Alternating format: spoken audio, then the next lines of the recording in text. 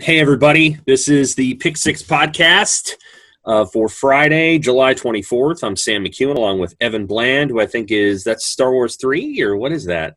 This is a screenshot from Star Wars Episode 3. Yeah. In homage to our Chris Heady and his favorite movie of the Star Wars saga, controversial as it may be.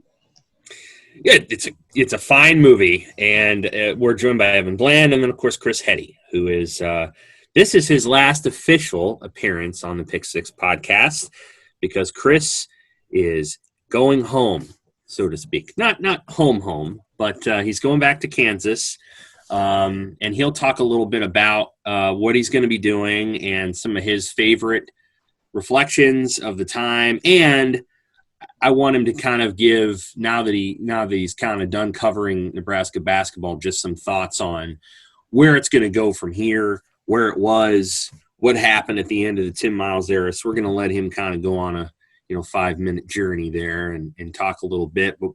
But this is Chris's final podcast, official. He's going to be always open to be a guest on our podcast, and so long as we're doing this by Zoom, it would be pretty easy for him to be on a podcast.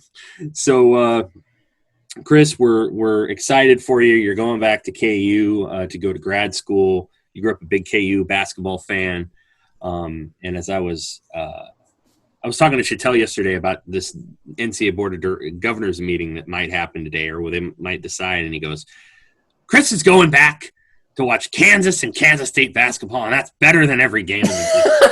And he's right.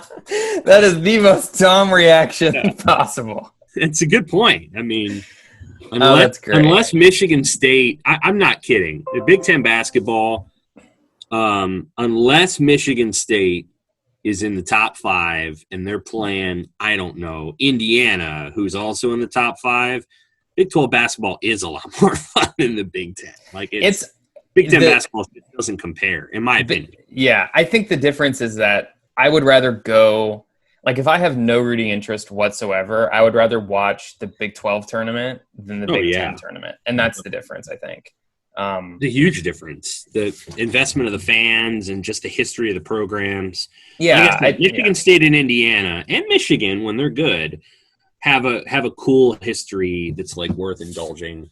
Yeah. And Wisconsin was good for a couple of years, but yeah. Well, so Wisconsin's anyway, not fun to watch anyway. So you're going back to KU. Your wife is going to K. She's from she went to K-State. You guys are moving to Manhattan, so you can talk a little bit about that in a little while. We're gonna miss you. You know that. Hope you know that. And we've loved having you, and you've written some awesome stuff. And really interesting, from Maurice Washington to all kinds of other things. So we'll get into that toward the end of the podcast, so people need to stay tuned in. On the front end, we're going to talk a little bit about a potential NCAA Board of Governors meeting that's going to happen today. I don't know that anything big's going to come out of it, but it might. We'll talk a little bit about Husker football going into mini camps. We'll talk a little recruiting. A couple guys did not pick Nebraska. We're recording this on a Friday morning. Tonight at 7 p.m., Nadab Joseph will be deciding where he's going to go to school, and I'm pretty sure he's going to Nebraska. So we'll talk a little bit about him, what he can bring to the table right away. We'll talk about the position breakdowns from earlier in the week, and then we'll get to Chris and sort of his reflections and recollections, and a little bit on the future of Husker basketball. So I think it's going to be a good time, a good chat. Yeah. Our show is, as always, is brought to you by Team Schwalbach. It is a family-owned all-state insurance agency with 4 licensed insurance pros, saving thousands of Nebraska Husker fans money. They sell homeowner, auto, life, and flood insurance across Nebraska, and they also insure all the big boy toys. Motorcycles, boats, RVs, off-road vehicles, that U-Haul that Chris will be driving down to Kansas. If you have had your roof replaced in the last 5 years, give Daryl Schwabach, Kyle Schwabach, Nancy Mostick, or Kyle Murdoch a call at 402-590-5200. They can help you save a bundle. Free, no-obligation insurance reviews and quotes. They're going to make sure all of their fellow Nebraska fans are properly protected. You can contact them at 402-590-5200 or www.nebraskaallstate.com, www.nebraskaallstate.com. Thank you to Team Schwalbach. Okay, so we are at the Well, we're inching closer to figuring out if there's going to be fall sports or not. Today, the NCAA Board of Governors is not scheduled to meet, but apparently they're going to, according to the media, which is an effective way of scheduling your meetings. And they may decide the Division II and Division III sports and Division I fall sports championships are postponed or canceled. And if they're postponed or canceled, then the framework is that that's going to put pressure on college football to postpone or cancel its postseason. The NCAA does not govern the postseason of college football, and yet the decision has been framed that way. There's some people out there who really don't want college football to be played, and they're being granted anonymity as they say that. Boy, anyway, ever. Yeah. So it's an interesting story. As it stands right now, the fall sports championships that would be most affected, obviously soccer, volleyball, cross country, a few others, and what would be the impact to Omaha in this case is if the 2020 volleyball Final Four, which is scheduled to be in the Chi, that's what it's called now, right? It's the CHI Health Center. Mm-hmm. It's scheduled to be there in mid-December, right around the signing period for football. And if it's postponed, then Omaha will lose its third NCAA event in a calendar year. So it'd be kind of a big deal if that happened today. I'm not sure it will, but it could be a big deal. Mm-hmm.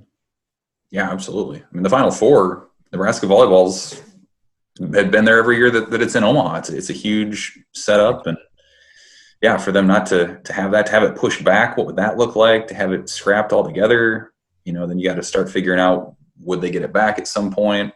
Not to mention the fact that, Nebraska volleyball, this is one of its best teams on paper that it's had under John Cook. So it could be a great team. There's no question they have a lot of potential. Yeah. That's a good point. And Creighton could be real good too. Yeah, this could be one of Creighton's better chances to get to the show. And how cool would it be if those two schools were able to, be at the event at the same time? Mm-hmm. Well, even if neither of them made it too, there's also this element of, Nebraska volleyball fans in particular, respect and love their sport to an extent where whoever it's at the Final Four, they're going to show up. That's right. So that's money right into Omaha's pocket anyway. So yeah, I'd be curious if it gets pushed, what happens from there, because yeah, that'd be another loss for the city, which it would not be great because there's already been so much loss. The College World Series loss was about $70 million economic impact. You don't get that one back. That was canceled. The NCAA tournament was less than that, much less, 5 to 10 million probably economic impact, just because there are fewer people and it doesn't last as long, et cetera, et cetera. But those are huge economic impacts to the city. Volleyball Final Four would probably be similar to the NCAA tournament, 5 to 10 million. But that one could get rescheduled to a different date. Trying to schedule that and navigating around Creighton basketball and a concert schedule, which tends to be somewhat robust in the spring at that arena, would be interesting. But you never know. Maybe you get it done. I think it's possible that the NCAA Board of Governors does not make a decision on Division I today, kicks that can down the road to August 4th. The reason why is because two of the major sports in the fall, soccer and volleyball, they can't even really contact and work with their athletes until August 4th. So you're not really cutting into their training time. If you make that decision now, there's not a crap or get off the pot date for volleyball or soccer prior to early August. And so you could probably move this decision until then, when they're ready to start training and they're ready to start setting their schedule, which they probably will know by late next week or have some sense of. And you can pull the plug then. It wouldn't make any difference. Division II and Division III, I could see them making a decision on that and moving forward. The NCAA does that out of whatever you want to call it, beneficence. I don't know if that's even a word, but Division II and Division III sports don't make any money, and I don't think the NCAA makes a lot of money off of staging those championships, if that makes sense.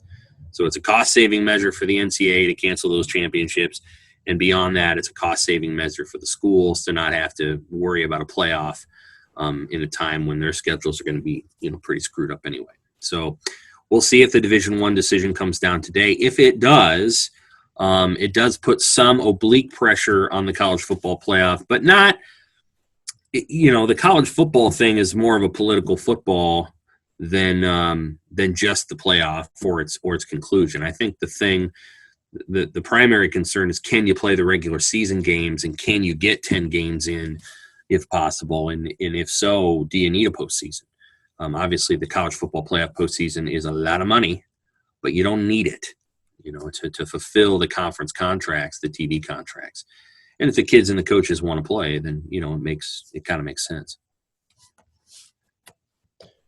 Right. Yeah. I mean, we've just been in limbo here for a few weeks. I think Bill Moose told it to Chattel recently. They've about kicked that can as far down the road as they can. Mm-hmm. We're getting to that point with fall camp, August 7th, I believe.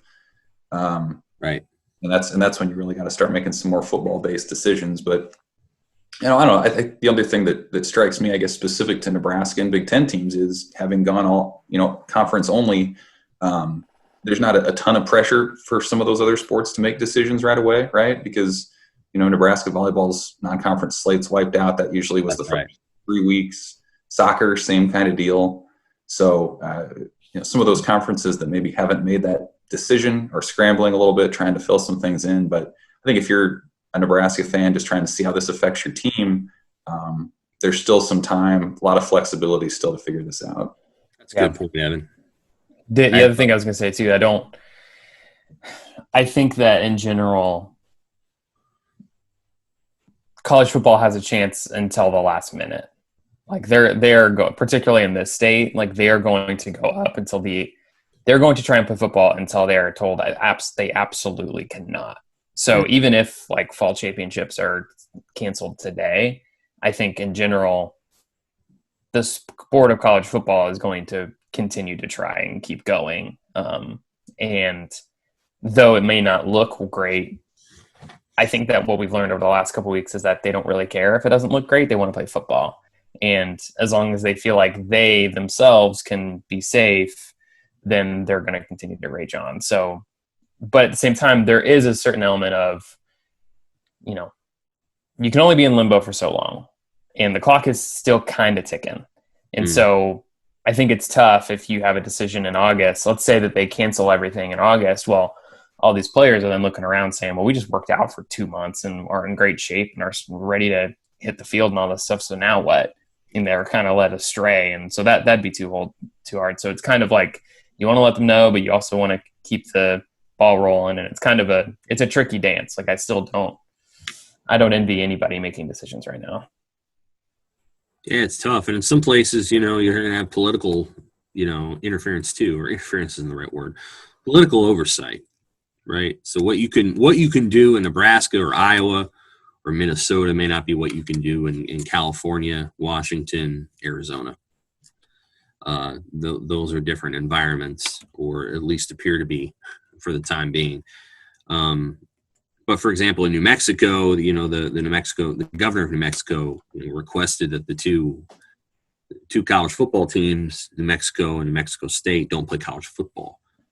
And how them playing college football affects the larger community, I don't know, other than the optics piece. And and people talk about optics probably too much, but maybe that's a legitimate thought process.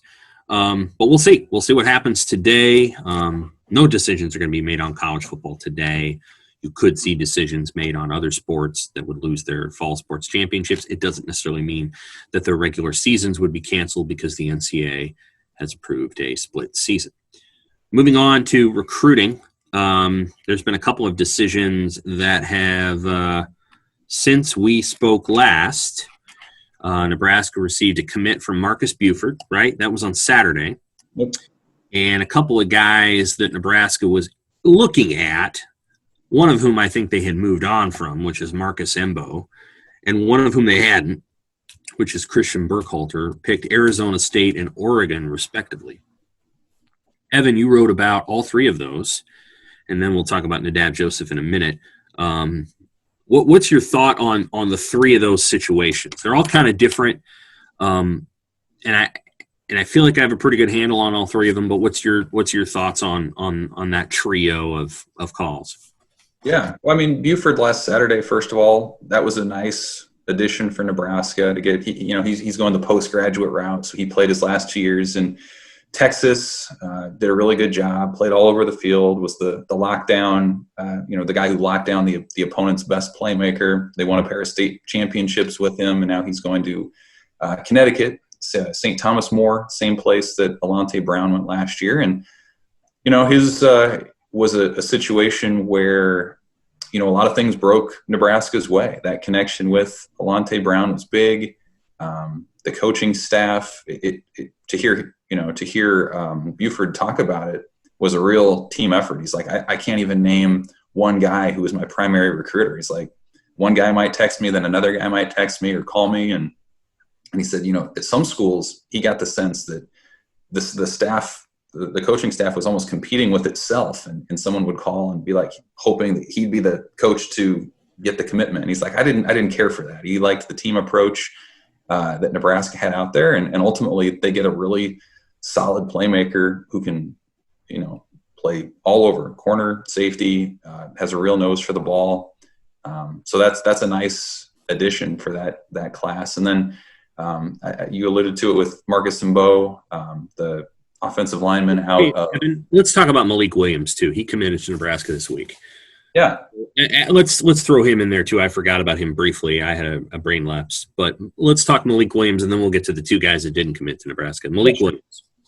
Yeah, Malik Williams. I mean, that's another example, I think, of different connections kind of paying off for Nebraska. I mean, it helped that Gabe Irvin committed to them last month. And so he said that didn't have a huge factor, but that was, something that was part of the thought process. And then he was good friends with Miles Farmer, who was part of the 2019 class for Nebraska out of the Atlanta area. So they knew each other. They were really tight. And so another example of players, and I think we're starting to see this more, where players at Nebraska are actively promoting the school, and I think sometimes we can take that for granted, but there are situations out there where players won't necessarily, stump for other players to come there. And that hasn't been the case with Nebraska. They've had a lot of good peer recruiting connections. So Williams comes on board, another defensive back. That's kind of been the theme of these additions. I think it's 3 straight defensive backs, along with Ladarius Webb Jr. out of Alabama or Mississippi now, where he'll play his senior year. But Williams was the school record holder in the long jump. I think it was a 23-2.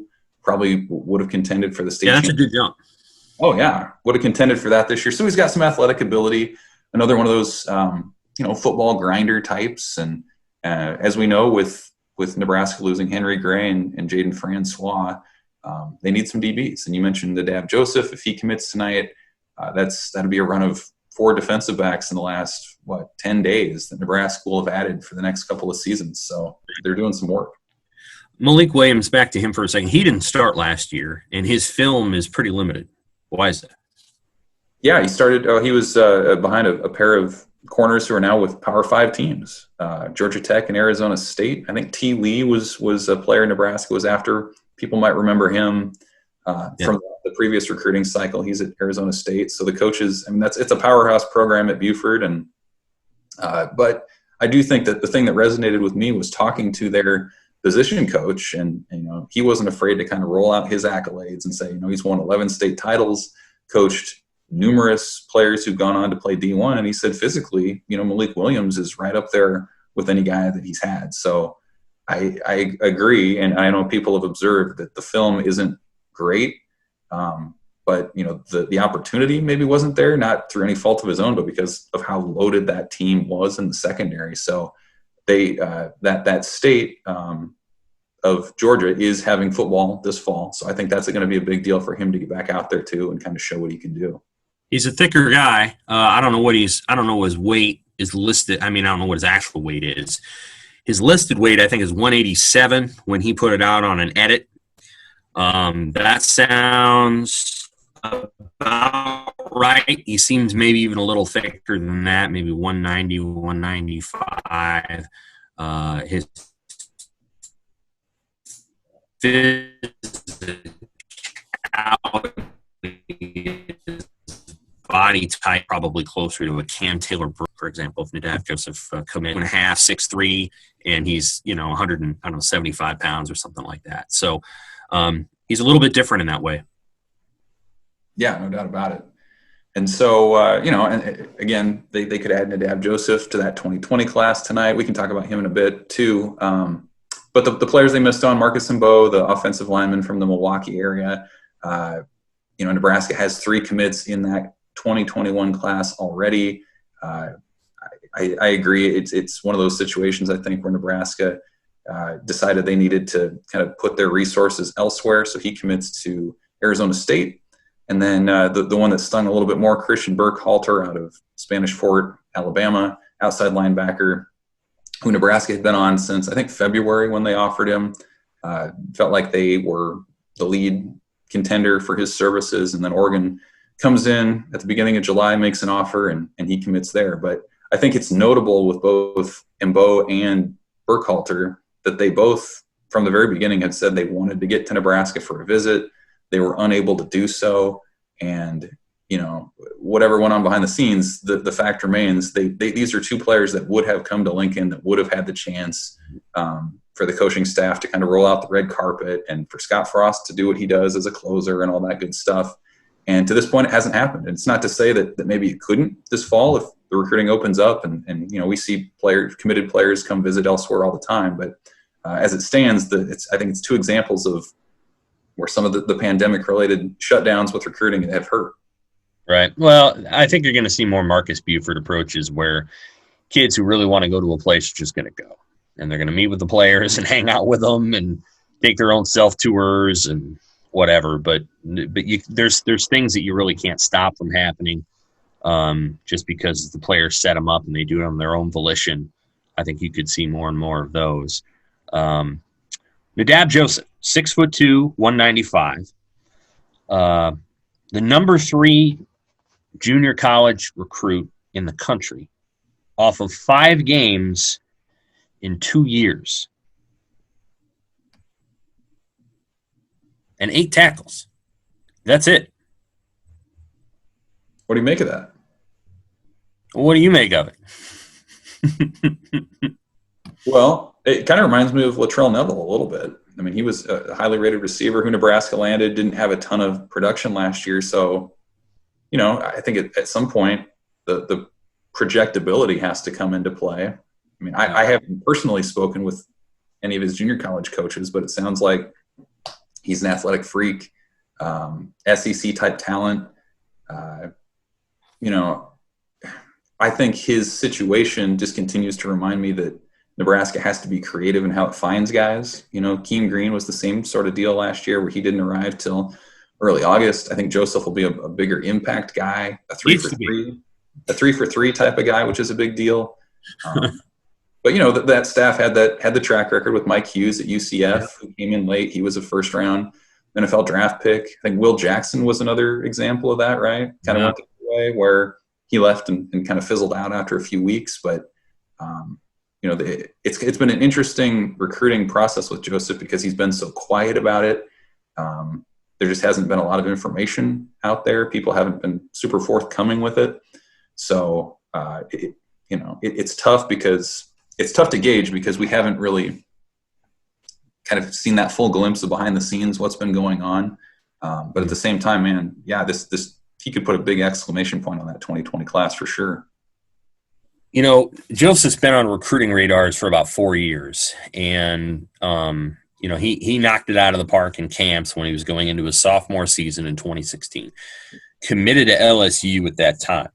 LSU probably doesn't take a bunch of sophomore to be commitments, right? That happens sometimes, but it's not that common. By I can't even remember the fall of 2017 or 2018, he's committed to Alabama. Alabama doesn't take commits lightly. And then he doesn't sign with either one of those 2 teams. He ends up signing with Georgia, but then he doesn't go to Georgia. He goes to junior college.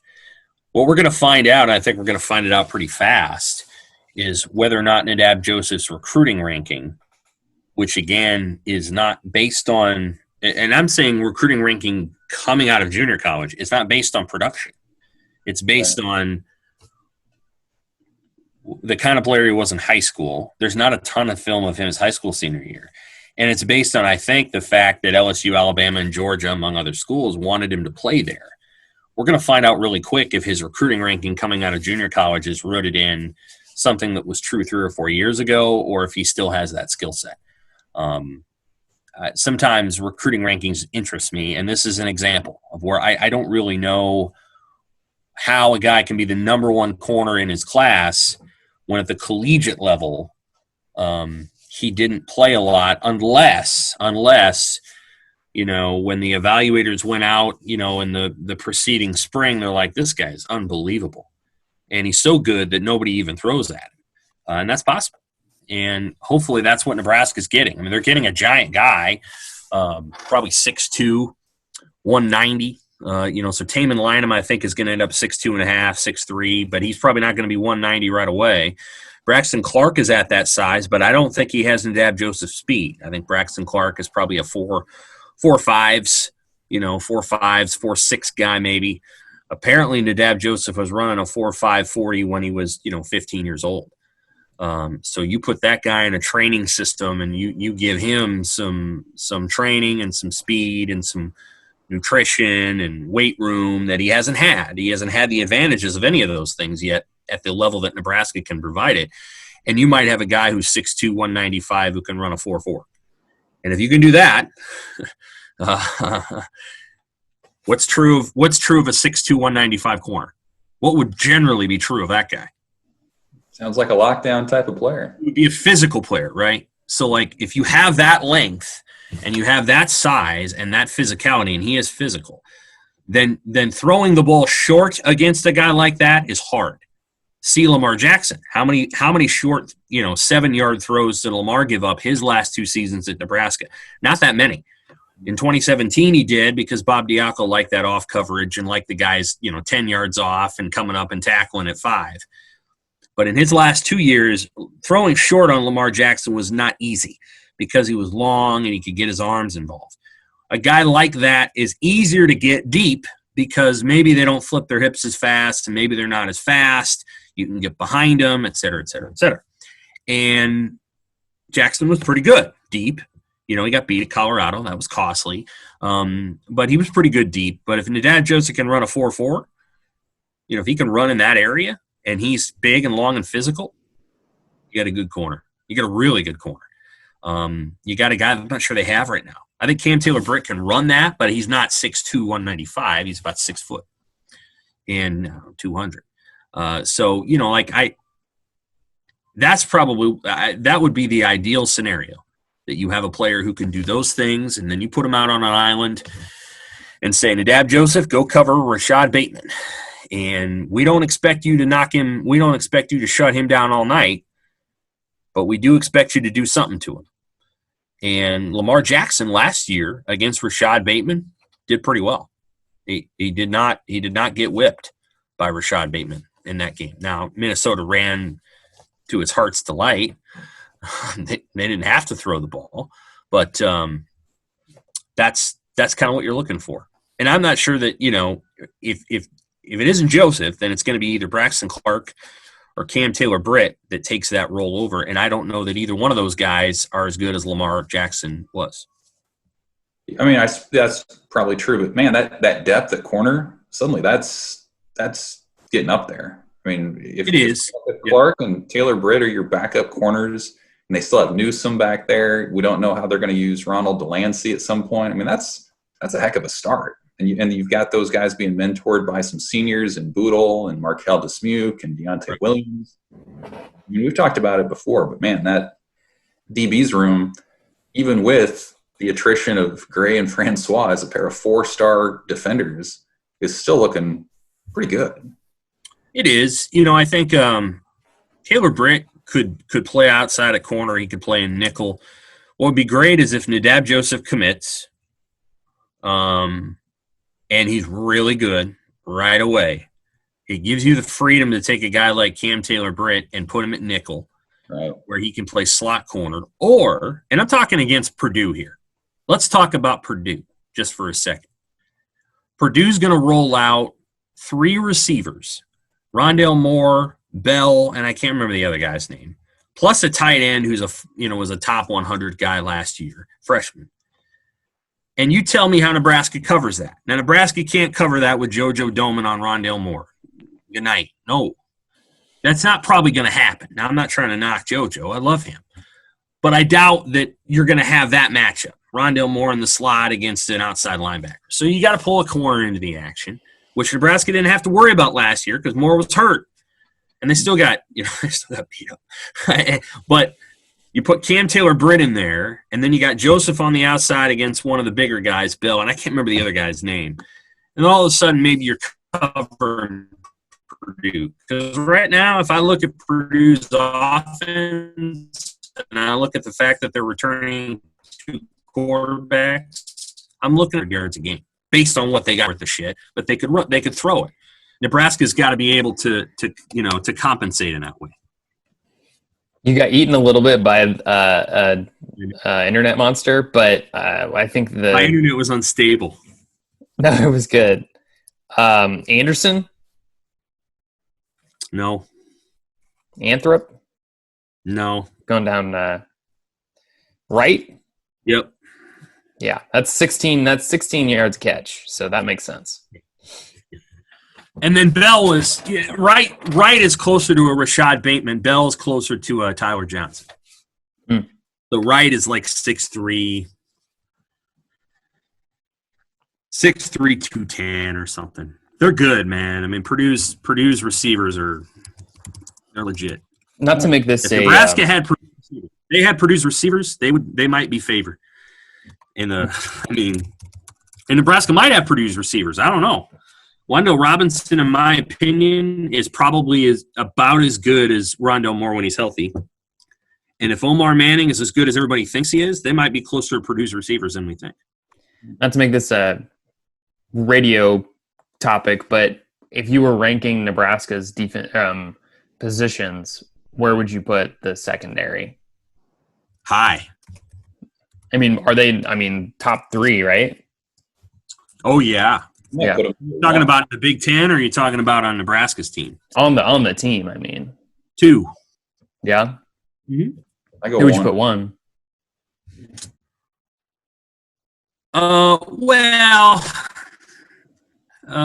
O-line. I like Nebraska's O-line. Yeah. Tight end is sort of a betwixt and between position. I don't know what you do with it exactly. But 3, if you put tight end, it's its own position. Because I think the tight end spot's going to be real nice, but that's just one guy on the field most of the time. Right. So I'd say 2 if you put the tight ends with the wide receivers, and I'd say the DBs are 2, O-line's 1. They're going to be good. Offensive line's going to be good. Greg Austin likes what he has, and people should not take his confidence lightly. Well, they also return a ridiculous amount of starts in a row, even. I mean, you look at how many starts Brendan Hymas and Matt Farniak and Bo Wilson even have all in a row. It's pretty ridiculous. We were talking about the secondary. I just wanted to throw out there. I just feel like they are probably the position group that I feel most comfortable about. Like, I think offensive line, it's always kind of, even if you feel good about it, there's still kind of some hesitation, right? And I think that part of that is just based on the way that the state views that, because they've been burned before. But I think it says something that you lose Lamar Jackson, who's playing in the NFL, who's on an NFL team, and you still feel good about what you have at your corners and your nickels and your safeties. Like, I think that says a lot.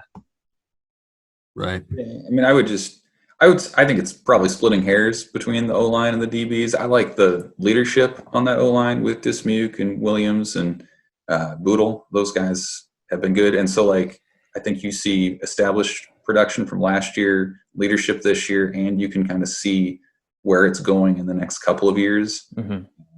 The O-line, I think, has tremendous upside, more depth than they've had in many seasons.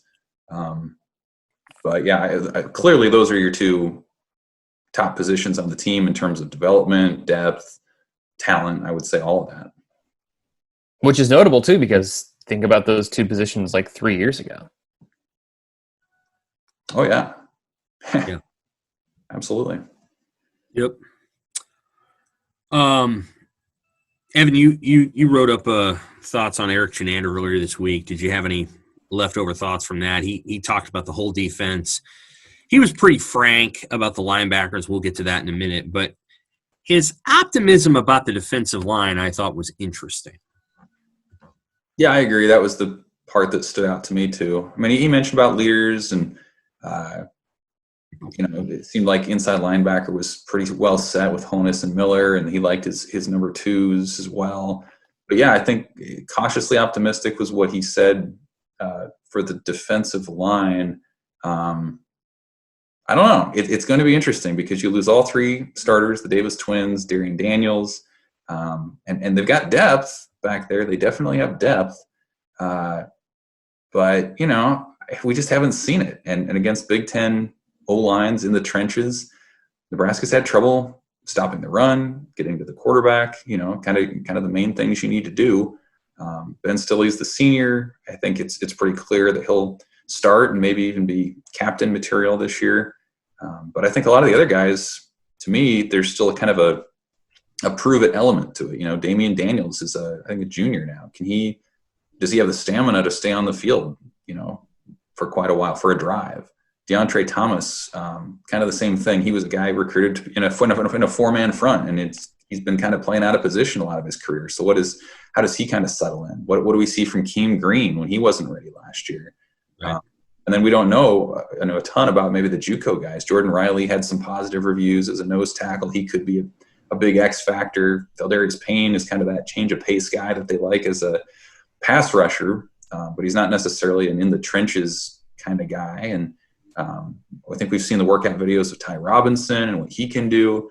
So there's potential there. I think you can make a case for how they could have 6 to 8 guys that they feel good about. But man, we just haven't seen it in so long that it feels like it's taking a leap to say that that's going to be a strength of the team this year.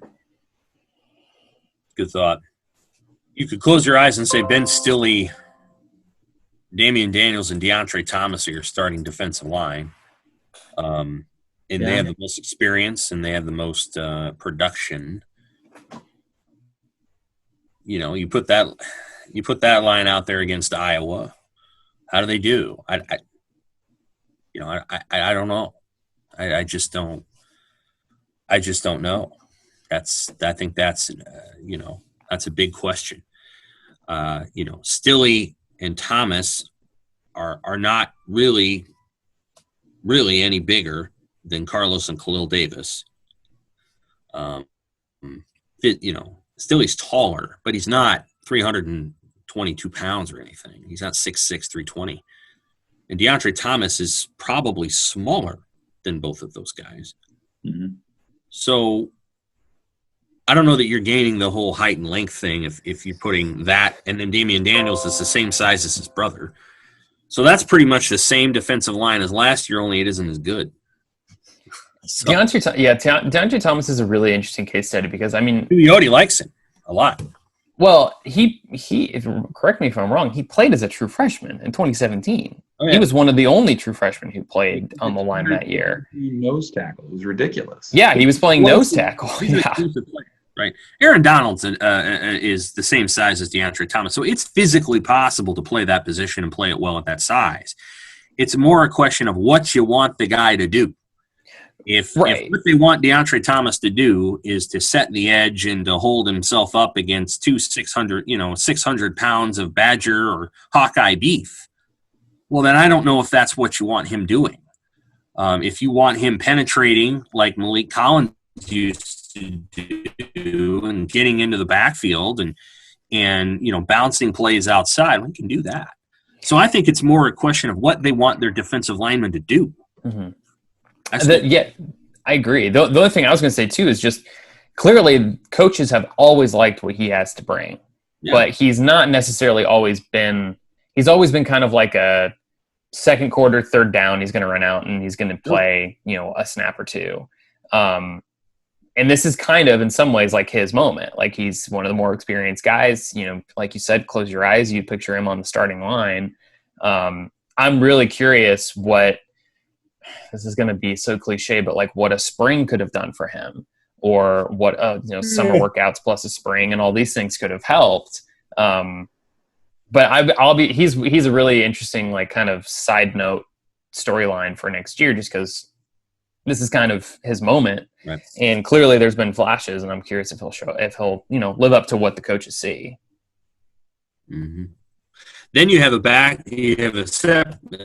an alternate universe, your starting line is Jordan Riley, Ty Robinson, and Keaton Green. Quite a bit bigger. It's different. It's a different line. Yeah. I think Chenander mentioned this too, but it's been a while since Nebraska's had kind of a diverse group at that position to kind of do different things. So kind of like you said, if your goal in a 3-4 is to, as a lineman in a 3-4, is to take up space, set the edge, and allow your linebackers to make plays, then the lineup you just mentioned, I think, is the way to go. I mean, those are your big body dudes that can go toe to toe with some bigger, offensive linemen on the other side. If you're in a third and, medium or third and long, and you're looking to try to get some pressure in, then I think you go back to some of the guys we just talked about. DeAndre Thomas, maybe. Feldarius Payne, certainly. Stilley is a better pass rusher than he's been given credit for in his career. Yeah. Stilley's going to start either way, but I would say Ben Stilley has been a pretty good pass rusher. He started as an outside linebacker, remember, and he's progressed to defensive end, but he's pretty good. Against the run, Stilley probably isn't as good as, say, some other players that Nebraska's had in the past, but as a pass rusher, I'd say he's underrated. Yeah. And will help them in that way. But, I don't know. That to me is a really interesting conversation because, again, you can sort of click your heels and say, well, here's your starting front seven. In fact, you could say, here's your starting defense. I could rattle off all those names. They're all guys that played last year. Problem is, last year's defense wasn't that good. It was okay. It wasn't great. It was good at times. It was good for stretches, but it wasn't consistently good. And if these guys weren't good enough in general to start last year, I don't know why an off season without a spring and with a truncated summer would suddenly mean that there was a better group. But maybe I'm wrong. And maybe playing Purdue early, it depends on who you play. If your schedule early is Purdue, Illinois, Northwestern, which it could be. It could be out of the gate. Let's play Purdue, Illinois, Northwestern. Then maybe your defense can roll a little bit, and you can say, "All right, we can do some things against those teams." But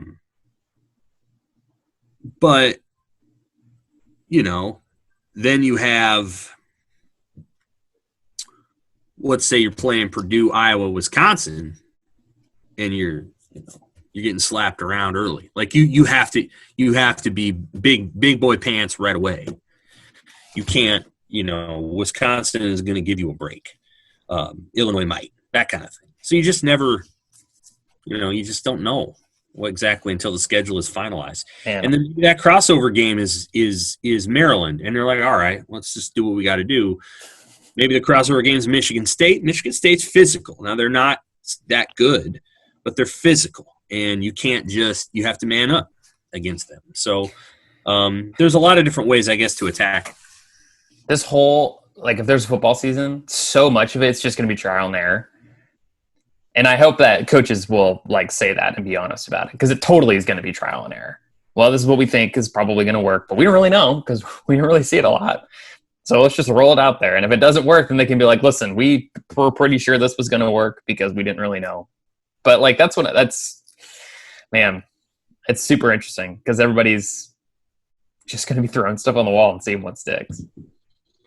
I think the other thing about the D-line, especially, that's interesting, that with the D-line, it sets the tone for everything. So we just talked about the secondary, but it doesn't really matter how good they are if Wisconsin can, go off tackle over and over and over and just the ball down. So which they did last year. Right. So it doesn't matter how There's good a 40-minute Nebraska-Wisconsin game on YouTube, Evan. I've watched it like 3 times now. It's worth watching because you don't have any of the commercials or any of the crap. Just watch how many times Wisconsin just runs the ball for 5 yards. Mm-hmm. They don't break any 80-yard runs, but they break like a bunch of 5- and 6-yard runs over and over and over. That's because they can't get – Nebraska couldn't stop them. What was Jonathan Taylor's longest run that game? Wisconsin didn't even get into it. Right. Sam, do you remember what – was it 20? It was like 20, wasn't it? Scheme. You can't always – like that. You can't always guarantee a scheme that says, we're going to stop this guy from having any 40-yard runs. You can't always do that. But you can set up your defense in a way that, allows you to – can you hear me? Am I there? Mm-hmm. Yeah. Okay. You can set up your defense in a way that, prevents bigger plays from happening and or reasonably prevents against it. And I think in that game, Nebraska did a really nice off return, but they weren't able to actually stop Wisconsin very often. And so Wisconsin held the ball for, some 40 minutes or something crazy, 37 minutes, 38 minutes, because all Wisconsin had to do was run for 5 yards a lot, and they were able to do it. And so Nebraska's got, you want a defense that can put a team in 2nd and 12 and second and 13. You have to get it to that point where you can force them to make a mistake. And Wisconsin wasn't forced into a lot of errors in that game. They were able to just kind of stay on schedule and do what they do. His Jonathan Taylor's longest run was 19 yards, but he averaged 8 yards a carry. Doesn't that tell you something? How many carries did he have? 25. Yeah. 25, 204, 2 touchdowns. Yeah. That gives you a sense of how much Wisconsin's offensive line won that battle in the game. Yeah. Yep.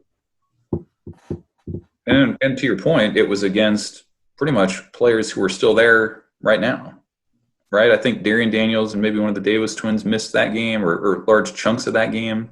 So it was really kind of a preview of what it could have looked like this season if they don't make any changes. Yeah. Well, we could talk about the linebackers, but I actually think I'm ready for Chris to start chatting about his memories of the World-Herald and, of Nebraska athletics. So, Chris, you worked for the Daily Nebraskan for years, obviously. You worked for a website, which we will not mention.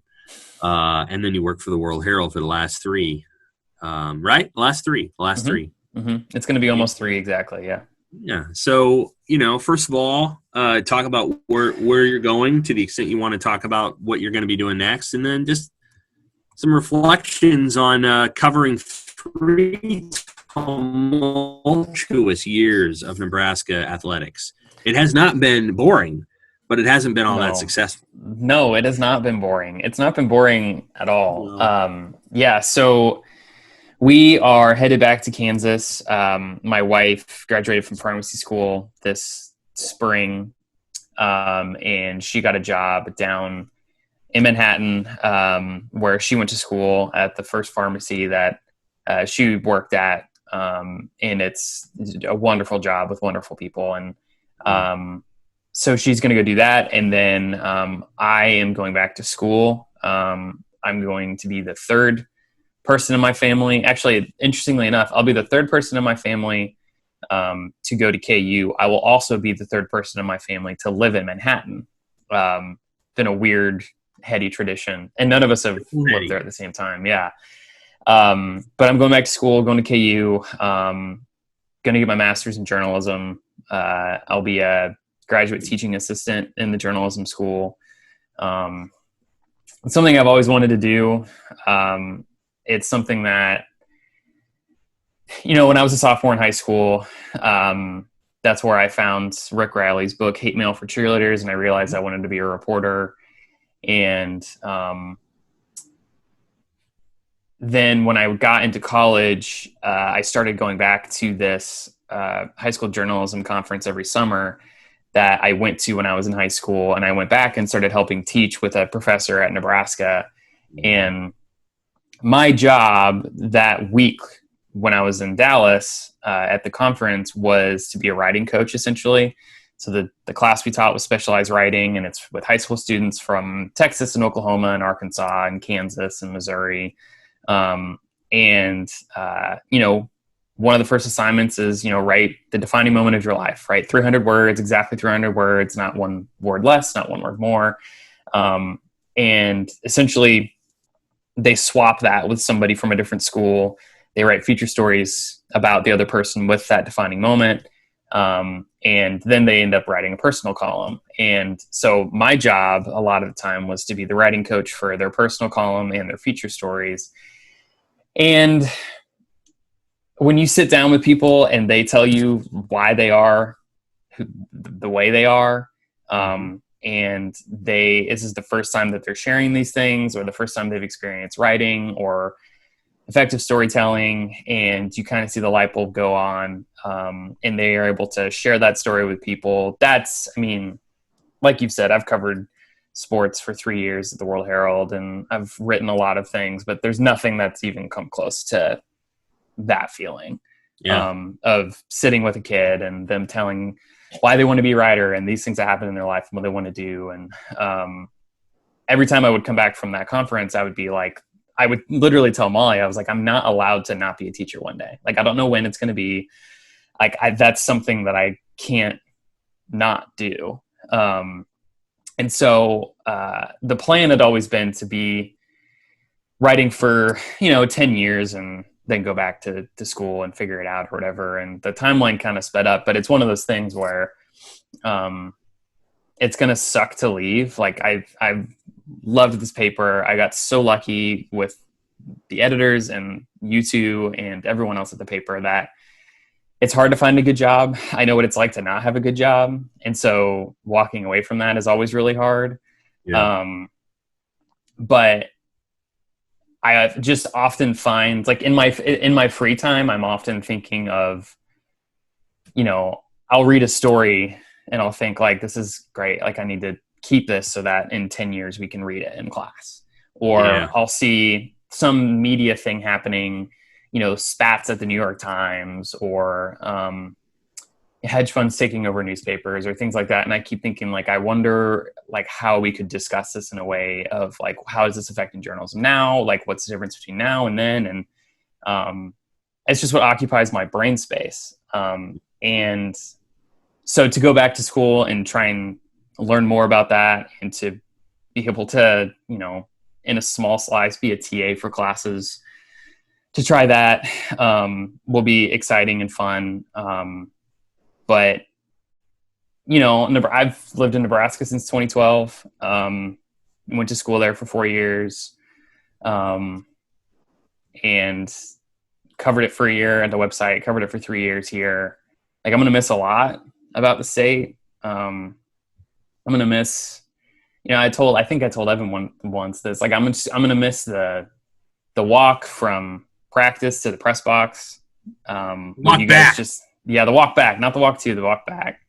But just, like, figuring out what we need to do, right? I'll really miss, it seemed like, it was my job to write the online game story, and it seemed like every time you guys left, Nebraska was up 21, and then all of a sudden they're up 3, and, like, Arkansas State has the ball and they're driving, and it's like, all right, well, we're deleting everything, and so now let's figure, like, you know what I mean? Like, holy cow, they're at the 15, and, like,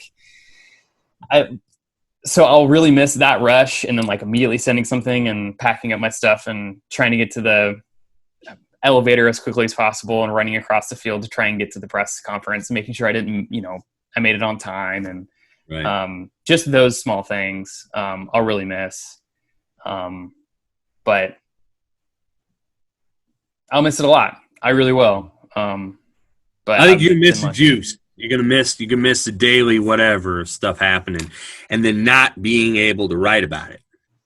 Yeah, for sure. I mean, there's the thing that's always the reason why I got so lucky at this specific paper is you two and Dirk and Thad have encouraged and wanted. I mean, Evan can attest to this too. I mean, when you have a story idea of wanting to write about somebody and you want 5,000 words, like, the paper's like, yeah, do it. Go for it. Take the time. Like, this is what we want you to do. Right. And to be able to say, hey, I'm driving to Ames to go figure out who Fred Hoiberg was. Like, give me a week. Or to drive to, the middle of Nebraska to sit down with Teddy Allen and talk to him about his life and talk to his coach about his life and watch how he interacts with people. And, or to drive 10 hours down to Dallas and try and figure out where Maurice Washington is and try and, spend a day with Cam Jones. That stuff, I don't think people realize that doesn't happen at every newspaper. And that's what's going to bug me is like sitting on the, watching a football game or a basketball game and being like, man, I wish I could take a week and do 1,500 words on Trey McGowan. Or I wish that I could go hang out with Lat Man for a little bit. Or, go have lunch with Dedrick Mills, but I think that instead we would just be lifting weights. Like, I think that's the interview with Dedrick Mills, with angry music in the background. Yeah. So yeah, that's going to be really hard and that's going to be annoying, but it's like one of those things where you can't always necessarily have both. And I also think I've tried to, when I was in college and when I was in high school, I wrote a lot for me. And I think if I can even just find ways to do that, then that would really help. But I don't know. We'll see. And you got to have a master's thesis, right? I do. Yeah. I've thought a lot about what I wanted to be. I have no idea. Well, that'll be a journalism project and probably a big one. Yeah. The other thing for you, Chris, is I think a lot of readers would attest to this too. And that's I think when you think of your 3 years here, there are certain stories that I think will stand out to people, whether that was, some that I can think of, like the Mo Berry tattoo story was really creative and interesting. Lamar Jackson's story, Maurice Washington. My personal favorite was Teddy Allen and kind of breaking that whole thing down. And that was really well told for me. And so I think that's one of the ultimate compliments too, is that people will think of certain things that you did, how it made them feel, how it showed sports in illustrated sports in a way that they hadn't maybe thought of before. And so, yeah, I know people are going to miss that. I'm going to miss that. Yeah. Thank you. I appreciate that. Thank you. That's why I got in journalism in the first place. Like, if I could write one story a month, that'd be great. The problem is that job doesn't exist anymore. I hope that people remember that and not just oh yeah, the guy that really likes Revenge of the Sith, like that guy. Because I think that's probably more relevant. That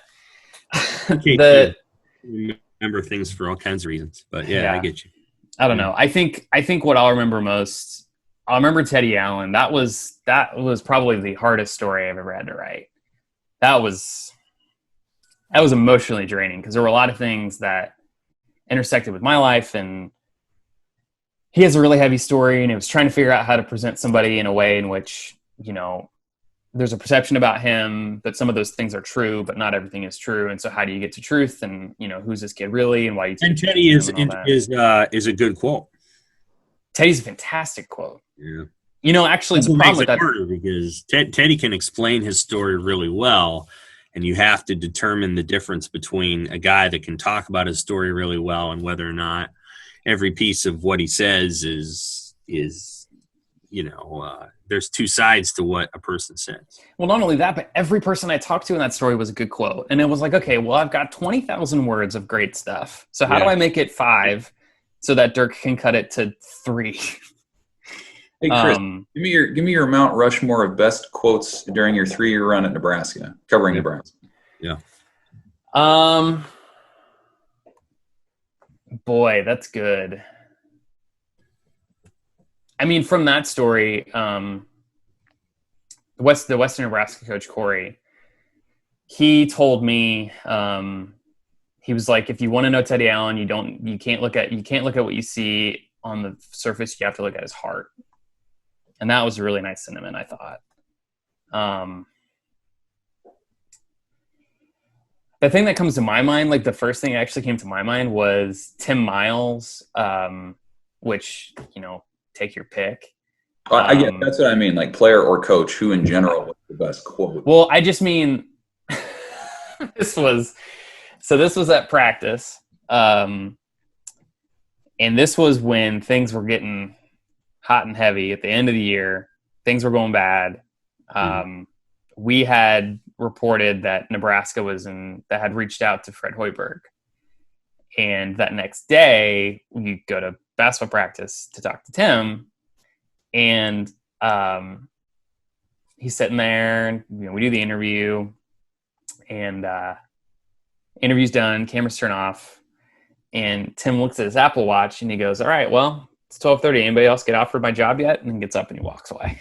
That's Tim. That's good.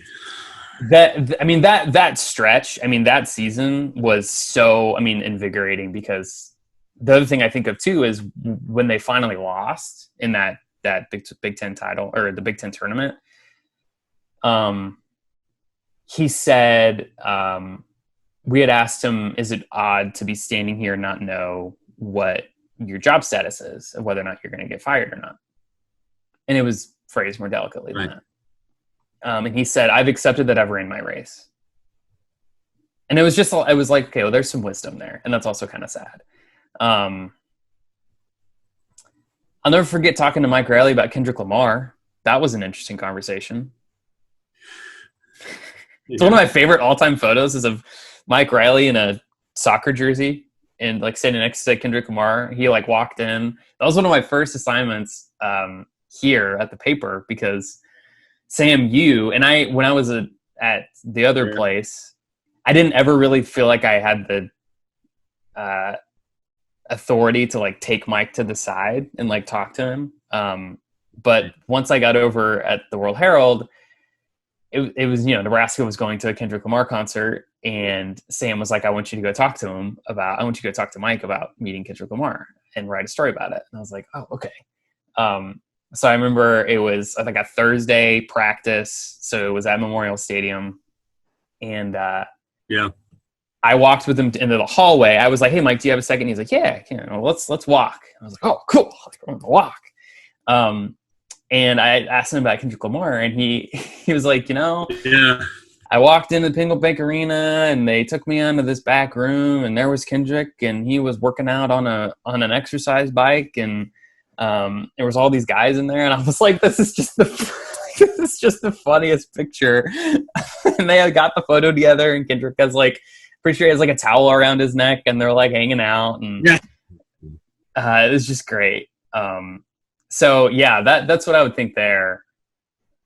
I'll never forget, not to continue rambling, but I'll never forget talking to Noor, the first athlete at Nebraska to wear a hijab. Talking to her was interesting because I didn't know a lot about her or her world. And that was hard to walk into, because, I'm a white guy from Kansas. Like, I don't know a lot about her or her world, being Muslim or being a female golfer. Like, what's that like? And so I had to do a lot of prep work before even going into the interview, because I didn't want to come off as ignorant, and I didn't want to come off as like, here's one thing about you and that defines you. But her talking about, the realization of representation, why it matters, is, she was trying to figure out how she could fight back against, this white supremacist on campus, and basically said, me just existing, me being here and continuing to be here, like that is what matters. And that's why, like, just me being here is a stance. And so those are the things that I'll remember, is kind of the accidentally profound moments when people kind of realize something. That's what I remember. And Tim, just being Tim. So, yeah.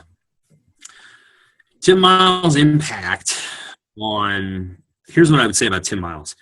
Tim Miles' impact on Nebraska athletics and basketball will go beyond just his experience as a coach. Mm-hmm. I think Fred Hoiberg is a good guy, and honestly, I think he can probably take the program places that Miles could not. But Tim Miles had a one-of-us kind of quality that fans really gravitated to and liked. Even when his teams weren't that good, he was comfortable. and fans were comfortable with him in ways that it's hard to gauge when you're in the media because it's more of a bottom line win-lose kind of deal. But I think what struck me about it is stories that you wrote about Tim Miles subsequent to after his firing got a lot of reads. People, there's a roofing company that wants to put Tim Miles in a commercial after he was let go. Yeah. That's something. That's notable.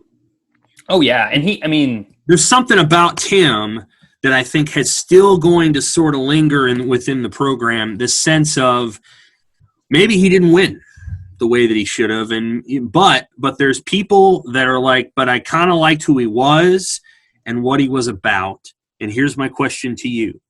Having seen that last year of Miles and the emotion that was involved there and all the things that happened, and now Hoiberg, who's a different cat.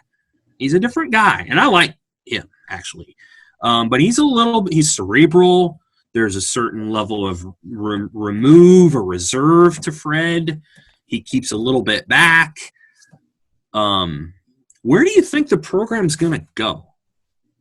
Like, what do you think is going to happen? Because, I think Hoiberg got mad at times last year, but he never really showed that, like, a ton. Like, he never just ripped his team a new one. It was almost kind of like, we're bad, and, oh, by the way, most of these guys won't be here next year anyway. Like, there's a certain quality to him that I actually appreciate, sort of a cerebral, emotional remove from the process. But I'm just curious where you think the program's going to go and how the whole thing with Miles ended and whether that still lingers and so on and so on. Yeah, I think what you said about Tim and his effect, I think it's true. People care about Tim. I mean, I think the way that I view it, I think in general there's two types of basketball coaches. One who, after the game, they're disheveled. Their tie is either loose or not existent anymore. They're sweaty. They feel like they just ran a marathon because they're very emotionally invested. There were times when Tim literally got onto the floor to convince his team to get a loose ball. Like, I remember watching it multiple times. Very, very, very, very involved. And then there is the coach that is quiet and is thinking and thoughtful and has all of those emotions, but keeps them very locked in a vault, and they come out at specific moments. And when they do, it means a lot. So Fred has gotten upset with his team before. And when he does get upset, it is notable because it's one of the few times that actually happens, right? He breaks a clipboard in Italy. That means something, right? Whereas with Tim, not that he broke a lot of clipboards, but he was yelling all the time, right? Like and so it's one of those things where if he's yelling, it's like, well, yeah.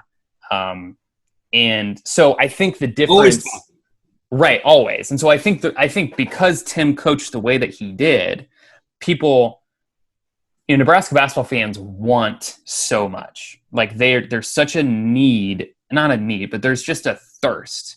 And Tim shared that because Tim's success was directly tied to fans' success, if that makes sense. Tim came from Colorado State. He had a chip on his shoulder. He was always an underdog. He felt like, I think he and Nebraska basketball fans intertwined with that emotionally. The difference with Fred is he has been there and he has done that. Mm-hmm. And so it's almost like, in soccer, you can be on loan. In some ways, it feels like he is on loan. And not saying that he's going to leave anytime soon or that it's not more important or less important, but just the feeling is, we've got this guy who's done it before. He's going to come here. He's going to kind of teach us the ways, right? It's almost like, hiring like a specialist to come in to your practice and teach you a specific thing. And so I think emotionally it feels different because again, and you can even go a little bit further, Tim recruited kids out of high school. You knew who they were. 4 years there, Isaiah Roby, tried to kind of build a team. Fred is, again, kind of picking this and picking that and putting it together, and it doesn't work. Okay, well, swipe it clean. Let's go this. Let's do that. We'll kind of figure it out. And so I think that's why Tim resonates because it just felt more emotionally draining, and he went up and down with the emotions of the fan base. With Fred, it's a lot more solidified, and so to answer your second question in terms of where the program is going, I mean, I think that Fred has a vision, and I think if you got him in an honest moment when talking about last season, he would admit they just were trying to get the guys they could in the time frame that they could. And maybe their mistake was maybe talking them up a little bit more than they were, but I think they were also trying to rationalize why they took who they took, and to themselves and to the fan base of, hey, trust us.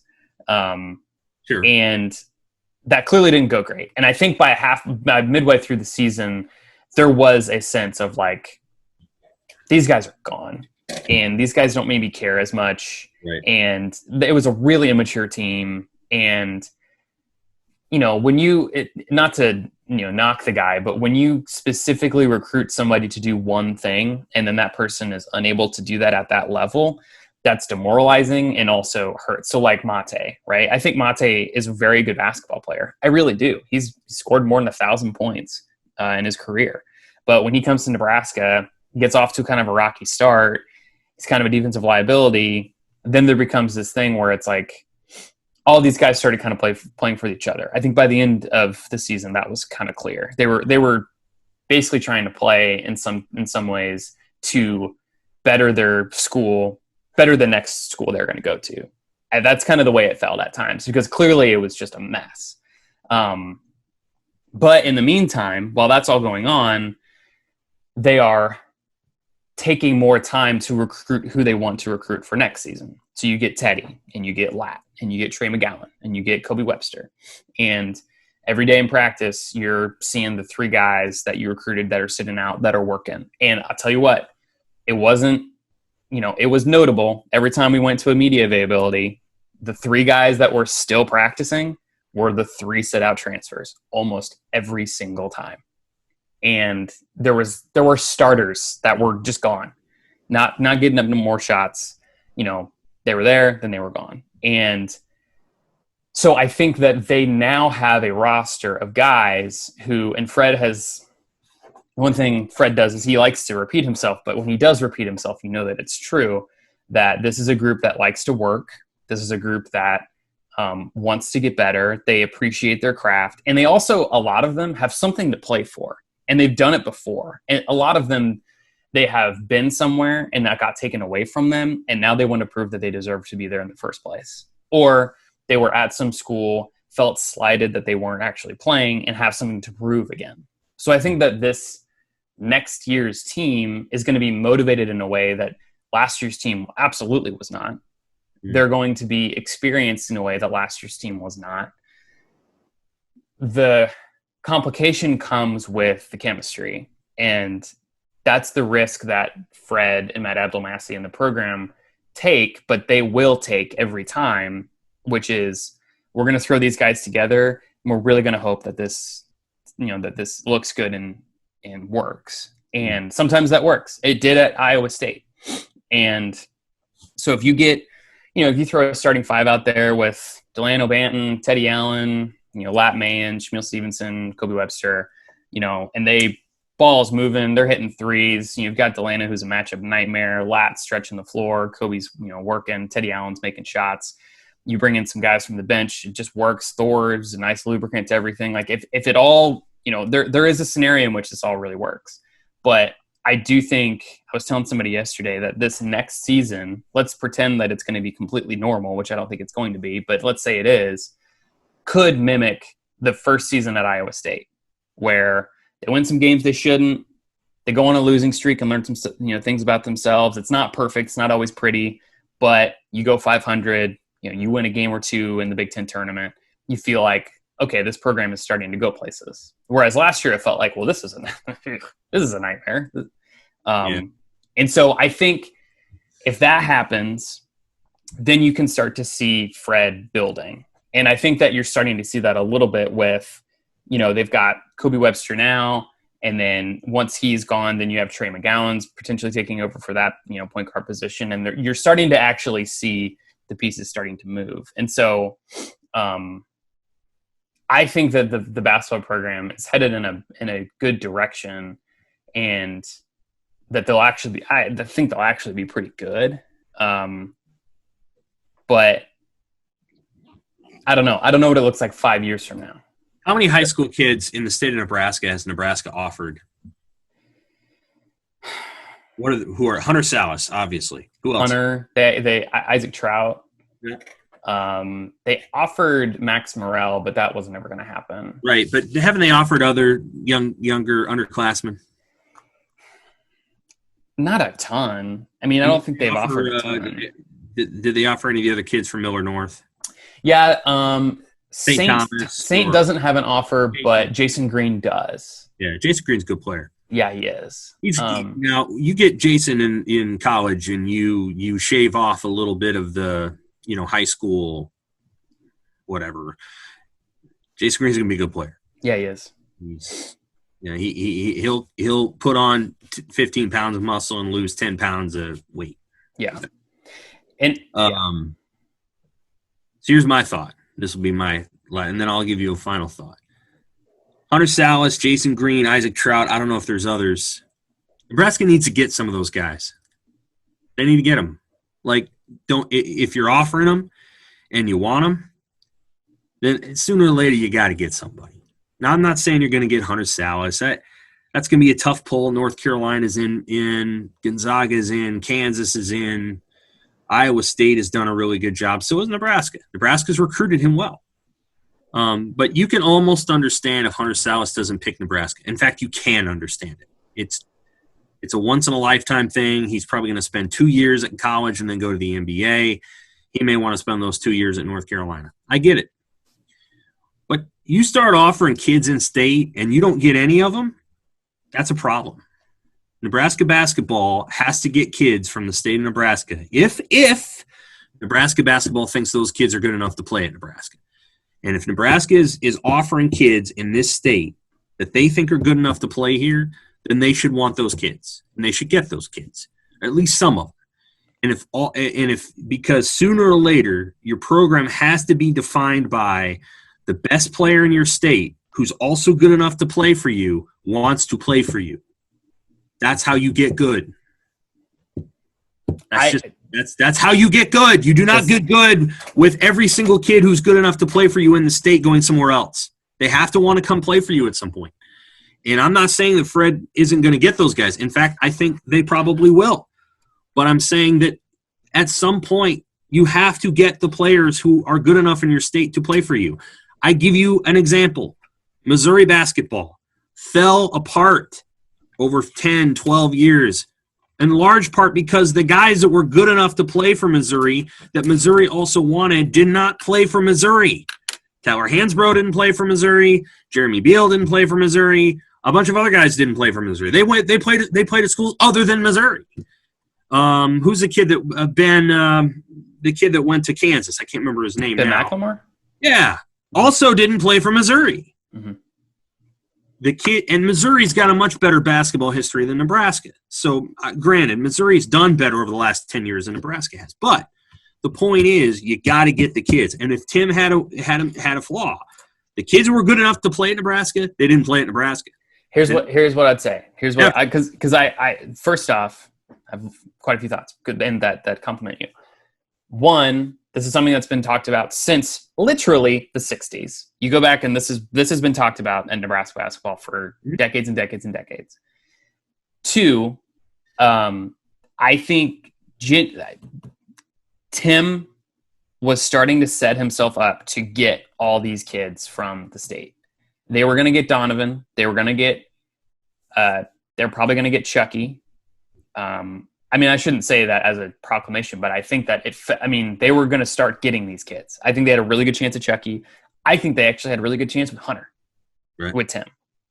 And that was something about Doc when he left. Well, Doc was going to get a Koyagao, Sure, yeah. But what I'm saying, when they were there. But I think he was starting to figure out that was important, right? I mean, Michael Lewis, the assistant coach, 7 years, a huge Chucky fan. Okay, huge. Fair enough. Still recruiting Hunter Salas to this day from UCLA. Everybody is. He's good. They were starting to figure out that needed it. Now it happened too late. Yeah. With that being said, too, I I had a coach call me once and ask, why is Nebraska not recruiting Chucky? And I think part of the reason is they feel like they have their point guards and they all have this figured out. And the coach was like, who cares? Who cares if they have whatever? This kid's in your backyard. He's going to play in the Division I basketball. He's going to be a really good point guard. And this is something that happened when they were in Iowa as well. They didn't recruit the state of Iowa that well. However, they didn't care because they ended up getting these transfers and they won. And there's a certain element of if you win, then they don't really care how the sausage is made. At the same time, though, there is something about this state in particular. My theory is, which I don't think it's that off base, based on the walk-on program from the 70s and 80s and 90s for football, there is an infatuation with in-state kids, more so than a lot of thoughts of other states. And there is a correlation where if you get these in-state kids, you're going to be better. Right. Now, the thing is now that actually is pretty true now because you get Hunter, he's starting for you first game. You get Chucky, I think Chucky, I'd have a hard time not playing Chucky a lot next year. Right. I think Max Morrell, who's going to Stanford, I thought that kid was a hell of a player. Yeah. I mean, and that's why, Tim was starting to take Brady Hyman and a Rope, and you're starting to recruit all these kids. Is once you start that pipeline and then you start winning, then you're going to get the Hunter Sallises of the world that pop up in your backyard. Yeah. I think that's it's really interesting because it was the same thing at Iowa when they were at Iowa State. They didn't recruit it great, but they got flack for it, but they won, so it didn't matter. Here, I think even if you do win, there's going to be this sense of, well, you could have won more if you got this player, because if they, they've done it again. We have pretty good insight on their work on Hunter Sallis. I think we know quite a bit about the recruitment of Hunter Sallis, Chris. Mm-hmm. They've done a great job with Hunter. It just may not be enough because, it's a different ballgame whenever you start bringing in 5-star. It's not the same conversation. Harrison Barnes didn't go to Iowa State because he went to North Carolina. The problem that Iowa State made, i.e. Greg McDermott, is not recruiting his own son. Well, he says he didn't want to add his son to the program because he didn't have the atmosphere or the environment or whatever. But at the end of the day, they didn't get Doug either. So I'm sure, that kind of sucked too.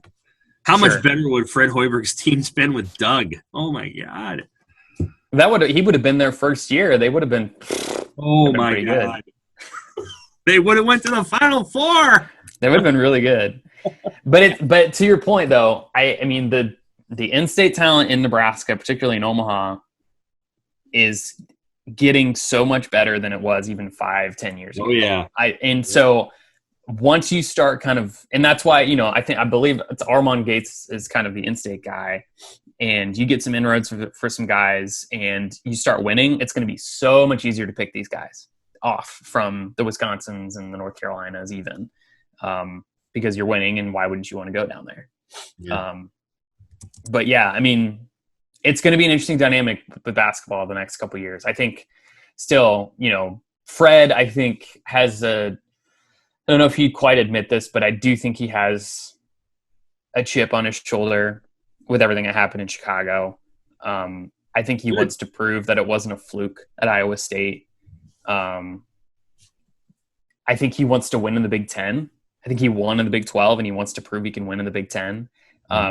He doesn't, we kind of talked about this. He's pretty buttoned up. He's pretty quiet. He's pretty, composed. But this is going to sound weird, but whenever they would lose, and they would lose maybe in a close one, or, he really wanted a game for whatever reason, when he walked off the podium into the locker room, like there were times, because I would follow him to go up to the press box to write. And there were times when he would like hang back and he'd like say hi to his wife, and, he would, maybe say hi to me or other reporters, and then kind of go off the locker room, and, he was kind of more reserved. There were some games when he like sprinted, basically like speed walked to that locker room, which told me that he was like, he's angry. There's a want there because he wants to prove that he can win, that he's one of the best coaches in college basketball. And that is going to drive the program. And that's what's going to drive him. And I think that he wants to try some new things out, and he wants to, this is a 10-year NBA guy that could have played even longer. And this is a guy that played, is one of the best ever players in the state of Iowa. Yes, there's a competitive drive there that lurks underneath that I don't think you see because he's not like Tim and he doesn't show you everything. So that's a good thing to have, because even though, like I said, it's almost like he's on loan, but he wants to prove something. And that's as good of a combination as you want or as you can get for kind of the future of your program. We're going to end it there, Chris. I think that's great insight. People will eat that up.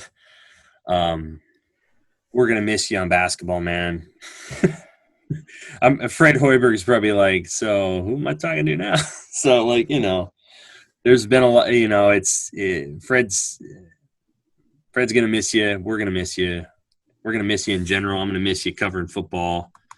It's going to I'm going to miss you guys a lot too. I'm going to miss you guys a lot. It's not, you don't often get to work with your friends. And that's something that I got really lucky with, is being able to work with you guys. And you guys have been such great mentors to me as reporters and as husbands and as fathers. And I hope people know how good you guys are at heart. And I hope that people appreciate the empathy that you guys bring to your coverage and how much thought you put into it. And readers are so lucky to have you two and Dirk and Tom, and to have Thad as an editor. Like, it's so hard to leave. We're very lucky for Thad. So, we are. It's hard to lose you. So I appreciate everything you guys have done. For Nebraska fans, I know that I, may ruffle your feathers every now and then by not saying that everything is great and not believing that every recruit's great. I will go down that my worst take is, is Waldo Robinson that good, or is he Tyshawn Lindsay? That was about a year ago, and that didn't age well. But, I appreciate everybody that's read anything that I've ever written, ever. There's no reason for you to ever have done that. And it's weird because, I've lived in this state since I was, 18, and to go from 18 to 27, that's a lot of my adult life. Like, I was thinking earlier, when I turned 27, I was like, wow, I feel like I was just 17. And a lot of that time has been spent in this state. And so I think over the next, 40 years, wherever I am, I'll always think back on like growing up and becoming an adult in the state of Nebraska. Mm-hmm. And so I've always appreciated Nebraskans and their passion and their thoughts and their kindness and even their snark. It's been really fun. So I hate leaving, but I also am really excited about the future. You did 18 to 27 a hell of a lot better than I did, Chris. Most people don't do 18 to 27 as well as you did. Evan probably did. Oh, Evan for sure did. But Evan's a left-keeled kind of guy. I didn't do 18 to 27 worth of shit. I don't know who's going to make fun of all my road trip meals and. I do that. You're not as pointed as Chris is. Well, I'll tell you what. Fair enough. Chris, here's the funny thing. The last thing here. Chris has ability to comment or get at Evan in ways that I cannot. Because I'm too stupid. I'm too absurd. And I'm too much of an idiot. I can't do it quite the way Chris can. Chris said something about Evan doing something out of left field, and it unnerved Evan for about 23 seconds. It's the only time I've ever seen Evan flapped. He was briefly flapped. There was a flap, and then he went back to unflappable. He was flapped briefly. When you do it, Sam, it's kind of like a cat trying to play with a mouse. Like, ooh, I wonder if I can get a reaction here. With Chris, it was like he seriously couldn't fathom whatever it was. Evan, when we go to a bar at midnight in Iowa City on a Thursday and I get a whiskey and you get a sangria, it's a layup, homie. Like, it's a layup. Like, that's so – that doesn't – Sangria is like 7:00 at a beach cabana. Like sangria is not midnight on a Thursday after 3 days of reporting. It's not a regular thing. But I'm going to miss that Chris's ability to flap, Evan. See, I just, whatever. It's refreshing. I'm not going to put up appearances. I'm going to have a, whatever you're having. And I appreciate it. It's not, I'm not saying it's a bad thing. I'm just saying. He's getting it now, and I don't understand how you're able to do this. It's a gift. I guess that I don't have because, again, I'm too stupid and absurd. I can't. And he just has the ability to get under Evan's skin and flap him. We need to find when we hire Chris's replacement, and I hope we're able to do that. We need to find somebody who can flap Evan. That'll be part of the test. Can you flap him? Just put the two in a room for like 60 seconds and then see how Evan goes. Yeah, I think that's the. If he comes out and says, "Look, I got to be honest, I got flapped." We know.